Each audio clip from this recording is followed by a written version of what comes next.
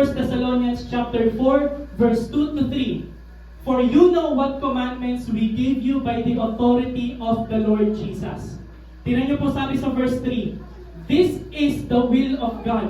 Very straightforward, very direct, very straight to the point. Ano daw po ang kalooban ng Diyos?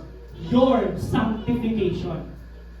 Ano yung sanctification, Brother Doms? Sanctification is the process na isi-set apart ka ng Diyos para sa Kanya. Na lilinisin ka ng Diyos, na babaguhin ka ng Diyos para sa Kanya. Pipiliin tayo ni Lord, isi-set apart tayo ni Lord para sa Kanya, para sa purpose niya.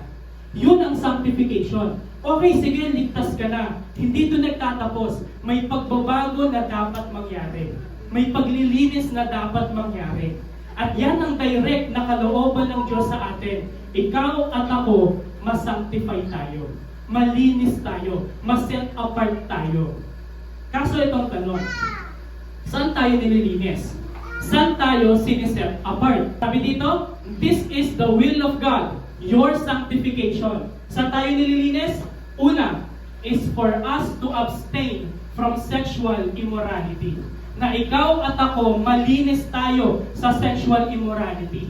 Sa pagtatalik ng kapwa babae o lalaki, sa pagtatalik ng hindi pa mag-asawa o ng hindi mo asawa, sa premarital sex, sa adultery, sa fornication, na malinis tayo sexually.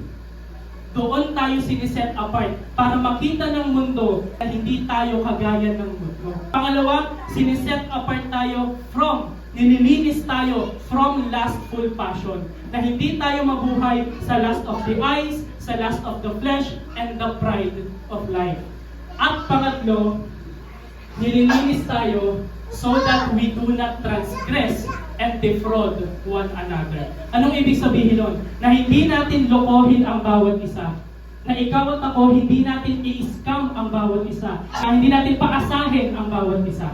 Doon tayo nililinis ni Lord, na hindi natin i-take advantage yung bawat isa. Dito natin maintindihan, ang kalooban ni Lord hindi lang maligtas tayo, pero malinis at mabago tayo.